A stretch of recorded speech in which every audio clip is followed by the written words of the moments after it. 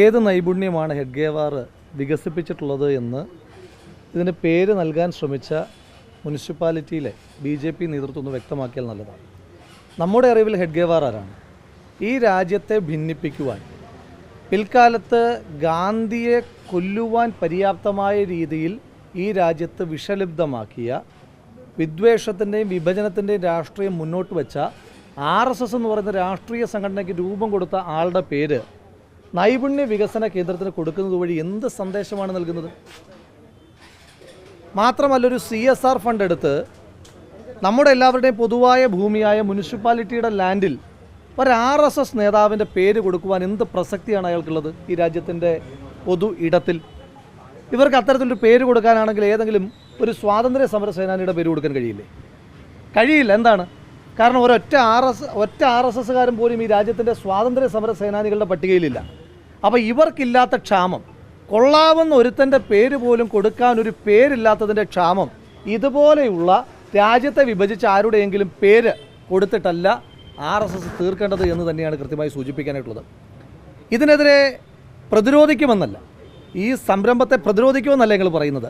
ഇങ്ങനൊരു സ്ഥാപനം, ഹെഡ്ഗേവാറിൻ്റെ പേരിൽ ഇങ്ങനൊരു സ്ഥാപനം പാലക്കാട് ഉയരില്ല എന്ന് ഉറപ്പിച്ച് പറയുന്ന തരത്തിലുള്ള പ്രതിരോധങ്ങളല്ല പ്രതിഷേധങ്ങളുമായിട്ട് ഞങ്ങൾ മുന്നോട്ട് വരും. നടത്തില്ല. കാരണം ഇത് ആരുടെ തീരുമാനമാണ്? ഇപ്പോൾ മുനിസിപ്പൽ കൗൺസിലർമാർ ഇവിടെ നിൽപ്പുണ്ട്. ഇത്തരത്തിലൊരു സ്ഥാപനത്തിന് പേര് കൊടുക്കുമ്പോൾ മുനിസിപ്പൽ കൗൺസിലിൽ ആ തീരുമാനം വെച്ചിട്ടുണ്ടോ? ഇവിടെ കൗൺസിലർമാർ നിൽക്കുകയാണല്ലോ, നിങ്ങൾ ചോദിച്ചു നോക്കൂ. അപ്പോൾ മുനിസിപ്പൽ കൗൺസിൽ വെക്കാതെ, കാരണം അതായത് ഞാൻ ചോദിച്ചോട്ടെ, ഇപ്പം നമ്മൾ ഗാന്ധിജിയുടെ പേര് ഒരു സംരംഭത്തിന് ഇടുകയാണെങ്കിൽ നമ്മൾ രഹസ്യമായിട്ട് ഇടും. നെഹ്റുവിൻ്റെ പേര് ഒരു സംരംഭത്തിന് ഇടുകയാണെങ്കിൽ നമ്മൾ രഹസ്യമായിട്ട് ഇടും. ഇനി പോട്ടെ, EMSൻ്റെ പേര് ഒരു സംരംഭത്തിന് നമ്മൾ ഇടുകയാണെങ്കിൽ നമ്മൾ രഹസ്യമായിട്ടാണ് ഇടുന്നത്. ഇതെന്തോ പരസ്യമായി പറയാൻ കൊള്ളാത്തതാണെന്ന് ഇവർക്ക് തന്നെ ഒരു ബോധ്യമുണ്ട്. ഇവർക്ക് തന്നെ അങ്ങനെ ആത്മവിശ്വാസമുണ്ട്, അങ്ങനെ പരസ്യമായി പറയാൻ പാടില്ലാത്തതാണെന്ന്. അതുകൊണ്ടാണ് ഇങ്ങനെ രഹസ്യമായി ഒളിച്ചു കടത്താൻ ശ്രമിക്കുന്നത്. അതിനെ ഞങ്ങൾ പ്രതിരോധിക്കും. ഇത് RSSകാരൻ്റെ ഏതെങ്കിലും തരത്തിലുള്ള പാരമ്പര്യ ഭൂമിയൊന്നുമല്ല. RSSകാരൻ്റെ പാരമ്പര്യമായി കിട്ടിയിരിക്കുന്ന ഭൂമിയിൽ അവർക്ക് ഇഷ്ടമുള്ള പേര് കൊടുത്തോട്ടെ, അത് നമ്മുടെ തർക്ക വിഷയമല്ല. അതെന്ത് കൊടുത്തോട്ടെ, അതിപ്പോൾ RSS നേതാക്കന്മാരുടെ പേരോ അതല്ലെങ്കിൽ അവരുടെ വീട്ടിൽ ഏതെങ്കിലും വളർത്തുമൃഗങ്ങളുടെ പേരോ എന്ത് വേണമെങ്കിലും കൊടുത്തോട്ടെ, നമുക്ക് പരാതിയില്ല. പക്ഷേ ഒരു പൊതുവിടത്തിന്, നമ്മൾ കരം എടുത്ത് മുനിസിപ്പാലിറ്റി വാങ്ങിയ ഒരു പൊതുവിടത്തിന് ഒരു കാരണവശാലും ഇങ്ങനൊരു പേര് അനുവദിക്കില്ല. ശക്തമായ പ്രതിഷേധം. ഇന്ന് രാവിലെ ഇപ്പോൾ യൂത്ത് കോൺഗ്രസിൻ്റെ പ്രതിഷേധം ഉണ്ടായിരുന്നു, കോൺഗ്രസിൻ്റെ പ്രതിഷേധം ഉണ്ടായിരുന്നു, കൗൺസിലർമാരുടെ പ്രതിഷേധം ഉണ്ടായിരുന്നു, മറ്റു പാർട്ടിക്കാരുടെ പ്രതിഷേധം ഉണ്ടായിരുന്നു. ഞങ്ങൾ ഈ പ്രതിഷേധം തുടരാൻ പോവുകയാണ്. ഇപ്പോൾ 12 മണിക്ക് മുനിസിപ്പാലിറ്റിയിലേക്ക് കോൺഗ്രസിൻ്റെ മാർച്ച് വെച്ചിട്ടുണ്ട്. അപ്പോൾ അതടക്കമുള്ള സമരപരിപാടികൾ, തുടർച്ചയായ സമരപരിപാടികൾ പറഞ്ഞല്ലോ. ഇത് പിന്നെ ഇതിനെതിരെ പ്രതിഷേധിക്കുകയല്ല, ഇത് വരാൻ ഞങ്ങൾ അനുവദിക്കില്ല. ആ തരത്തിലുള്ള സമരങ്ങളുമായിട്ട് മുന്നോട്ട് പോകും.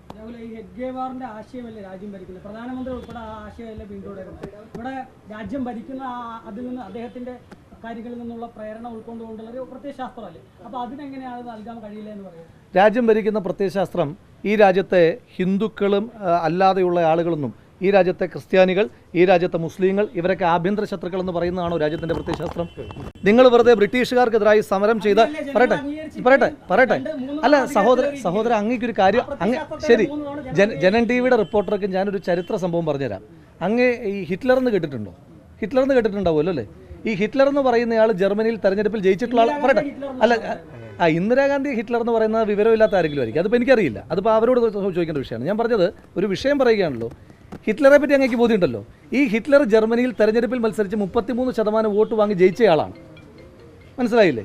എന്ന് കരുതി ഹിറ്റ്ലർ ശരിയാണെന്ന് അങ്ങ് പറയൂ? അങ്ങെങ്കിലും പറയുമോ? അങ്ങ് പോലും പറയില്ലല്ലോ. ജനൻ TVയുടെ റിപ്പോർട്ടറായ അങ്ങ് പോലും ഹിറ്റ്ലർ ശരിയാണെന്ന് പറയാൻ കഴിയില്ല. അപ്പോൾ തെരഞ്ഞെടുപ്പിൽ ജയിക്കുന്നതെല്ലാം ശരിയാണ് എന്നുള്ള അഭിപ്രായമൊന്നുമില്ല. ആ ഹിറ്റ്ലറിൻ്റെ അവസ്ഥ എന്തായിരുന്നു എന്ന് ചരിത്രമൊക്കെ അങ്ങും പറഞ്ഞു നോക്കിയിട്ടുണ്ടായിരിക്കുമല്ലോ, അങ്ങേക്ക് നല്ല ബോധ്യം ഉണ്ടാവുമല്ലോ. അപ്പോൾ അതുകൊണ്ട് രാജ്യം ഭരിച്ച ആളുകളാണ് ഹിറ്റ്ലർ, രാജ്യം ഭരിച്ച ആളുകളാണ് മുസോളിനി, രാജ്യം ഭരിച്ച ആളുകളാണ് ജനറൽ ഫ്രാങ്കോ. ഇവരൊക്കെ ശരിയാണെന്നാണോ എൻ്റെ അർത്ഥം? രാജ്യം ഭരിച്ചത് കൊണ്ട് ശരിയാണെന്ന് അർത്ഥമൊന്നുമില്ല. പിന്നെ അങ്ങ് പറഞ്ഞ പ്രത്യയശാസ്ത്രം, ആ പ്രത്യയശാസ്ത്രം ഏതാണ്? ഈ രാജ്യത്ത് ബ്രിട്ടീഷുകാർ രാജ്യത്തെ ചൂഷണം ചെയ്തപ്പോൾ, ഈ രാജ്യത്തെ മുച്ചൂട് മുടിച്ചപ്പോൾ നിങ്ങൾ ബ്രിട്ടീഷുകാർക്കെതിരെ വെറുതെ യുദ്ധം ചെയ്ത് സമയം കളയണ്ട, അത് ആ സമയം കൂടെ ആഭ്യന്തര ശത്രുക്കളായ മുസ്ലിങ്ങൾക്കും ക്രിസ്ത്യാനികൾക്കും എതിരെ നിങ്ങളുടെ ആരോഗ്യം ചെലവഴിക്കൂ, ഊർജ്ജം ചെലവഴിക്കൂ എന്ന് പറയുന്നൊരു പ്രത്യയശാസ്ത്രത്തെ അംഗീകരിക്കാൻ കഴിയില്ല. അതുകൊണ്ട് അതിനെതിരായിട്ട് പ്രതിരോധവും പ്രതിഷേധവും തുടരുക തന്നെ ചെയ്യും. ഹെഡ്ഗേവാർ വന നിയമം ലംഘിച്ചതിൽ ഈ ബ്രിട്ടീഷുകാരെ തടങ്കലാക്കിയതിന്റെ രേഖകളുണ്ട്. മഹാരാഷ്ട്രയിൽ നിങ്ങൾ ചെക്ക് കഴിഞ്ഞാൽ അത് കിട്ടും. എൻ്റെ പൊന്നു സഹോദര, സ്വാതന്ത്ര്യ സമര സേനാനികൾ 2 രീതിയിലുണ്ട്. സ്വാതന്ത്ര്യ സമര സേന ബ്രിട്ടീഷുകാരുടെ കാലത്ത് അറസ്റ്റ് ചെയ്യപ്പെട്ട ആളുകളെല്ലാം നമുക്ക് സ്വാതന്ത്ര്യ സമര സേനാനികൾ എന്ന് പറയാൻ പറ്റുമോ? അപ്പോൾ ബ്രിട്ടീഷുകാരുടെ കാലത്ത് തേങ്ങ മോഷണത്തിന് പറയട്ടെ സഹോദരൻ, ഞാനൊന്ന് പറയട്ടെ, ചോദ്യം പ്ലേസ് ചെയ്തല്ലോ, ഇനി ഉത്തരം പ്ലേസ് ചെയ്യാനുള്ള സമയം എനിക്ക് തരും. ബ്രിട്ടീഷുകാരുടെ കാലത്ത് തേങ്ങ മോഷണത്തിന് ജയിലിൽ പോയൊരുത്തൻ, അവനെ നമ്മൾ സ്വാതന്ത്ര്യ സമര സേനാനി എന്നാണോ പറയുന്നത്? അല്ല. ബ്രിട്ടീഷുകാരുടെ കാലത്ത് ഈ രാജ്യത്തിൻ്റെ സ്വാതന്ത്ര്യത്തിന് വേണ്ടി പോരാടുകയും അതിനുശേഷം ഇന്ത്യ ഒരു മതേതര ജനാധിപത്യ റിപ്പബ്ലിക്കായി ഇന്ത്യക്ക് വേണ്ടി പ്രവർത്തിക്കുകയും ചെയ്ത ആളുകളെയാണ് നമ്മൾ സ്വാതന്ത്ര്യ സമര സേനാനികൾ എന്ന് പറയുന്നത്. അതല്ലാതെയുള്ള ആളുകൾക്കൊന്നും ഈ രാജ്യത്ത് സ്വാതന്ത്ര്യ സമര സേനാനികളുടെ പട്ടം കൊടുത്തിട്ടില്ല. ഞാൻ ചോദിച്ചോട്ടെ, നിങ്ങളുടെ ഒരു ഗതികേടൊന്ന് ആലോചിച്ച് നോക്കൂ സഹോദര. ഈ രാജ്യത്ത് കൊച്ചുകുട്ടികളോട് നിങ്ങൾ ചോദിക്കുക, രാജ്യത്തെ 10 സ്വാതന്ത്ര്യ സമര സേനാനികളുടെ പേര് പറഞ്ഞാൽ അവർ ഗാന്ധിജിയുടെ പേര് പറയും, നെഹ്റുവിൻ്റെ പേര് പറയും, അവർ ഭഗത് സിംഗിൻ്റെ പേര് പറയും, ചന്ദ്രശേഖർ ആസാദിൻ്റെ പേര് പറയും, വ്യത്യസ്ത രാഷ്ട്രീയധാരയുള്ള ഒരുപാട് ആളുകളുടെ പേര് പറയും. നിങ്ങൾ ഇത്രയൊക്കെ കഷ്ടപ്പെട്ടിട്ട് ഒറ്റയൊരുത്തം പോലും, ഒരു കൊച്ചുകുട്ടി പോലും സവർക്കറുടെയോ ഹെഡ്ഗേവാറിൻ്റെയോ ഗോൾവർക്കറിൻ്റെ പേര് പറയുന്നില്ല എന്ന് പറയുമ്പോൾ നിങ്ങൾ ഈ നടത്തുന്ന ശ്രമങ്ങളൊന്നും ഈ രാജ്യത്ത് വിജയിക്കുന്നില്ല എന്നല്ലേ മനസ്സിലാക്കേണ്ടത്. എന്തിനാണ് ഈ സരോജ് കുമാർ ഇടയ്ക്കിടയ്ക്ക് വന്നിട്ട് ഞാൻ സൂപ്പർ സ്റ്റാർ എന്ന് പറയുമായിരുന്നല്ലോ ഒരു സിനിമയ്ക്കകത്ത് എന്ന് പറയുന്ന പോലെ നിങ്ങൾ കുറച്ച് പേര് വന്നിട്ട് ഇടയ്ക്കിടയ്ക്ക് പറയും ഇവരൊക്കെ സ്വാതന്ത്ര്യ സമര സേനാനികളാന്ന് പറഞ്ഞിട്ട് എത്രയൊക്കെ ചെയ്തിട്ട് അങ്ങോട്ട് മെനയാകുന്നില്ലല്ലോ എന്നേ എനിക്ക് ആ വിഷയത്തിനകത്ത് തീർച്ചയായും പേര് മാറ്റുന്നതല്ലോ. അങ്ങനെ ആ പേരിൽ ഇവിടെ ഒരു സ്ഥാപനം ഇരില്ല. ഉയരമായിരിക്കും RSSന്റെ ഏതെങ്കിലും കാര്യാലയത്തിന് ആ പേര് കൊടുക്കായിരിക്കും, നമുക്കൊന്നും പറയാനില്ലല്ലോ. അതല്ല, പൊതുവിടത്തിൽ അങ്ങനെ ഒരു പേരുള്ള ഒരു സ്ഥാപനം ഇവിടെ വരില്ല. തീർച്ചയായിട്ടും നിയമപരമായിട്ട് നമ്മൾ പോകുന്നുണ്ട്. കാരണം ഇതിനകത്ത് ബേസിക് വയലേഷൻസ് നടന്നിട്ടുണ്ട്. ഇത്തരത്തിലൊരു പേര് കൊടുക്കുമ്പോൾ മുനിസിപ്പൽ കൗൺസിൽ വെക്കണമെന്ന് പറയുന്നത് അടക്കമുള്ള ബേസിക് വയലേഷൻസ് ഉണ്ടായിട്ടുണ്ട്. അതോടൊപ്പം തന്നെ ഇതൊരു CSR ഫണ്ടിലാണ് വരുന്നത്. ആ സ്ഥാപനത്തോട് ഞങ്ങൾക്ക് ചോദിക്കാനുണ്ട്, ഈ രാജ്യത്തെ വിഭജിച്ച ഹെഡ്ഗേവാറിൻ്റെ പേരിലാണോ നിങ്ങൾ ഈ സ്ഥാപനത്തിന് പണം കൊടുക്കുന്നതെന്ന് ഞങ്ങൾ ആ ഓഷ്യാനസ് എന്ന് പറയുന്ന കമ്പനിയോടും ചോദിക്കുവാൻ ആഗ്രഹിക്കുന്നുണ്ട്.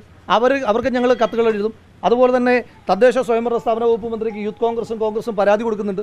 പാർലമെൻ്ററി പാർട്ടി അതുപോലെ തന്നെ നിയമപരമായി മുന്നോട്ട് പോകുന്നുണ്ട്. ഇത് നിയമപരമായും ജനങ്ങളെ അണിനിരത്തിയുള്ള പ്രതിരോധത്തിലൂടെ ഞങ്ങൾ മുന്നോട്ട് പോകും. നഗരസഭയിലേക്ക് മാർച്ചു.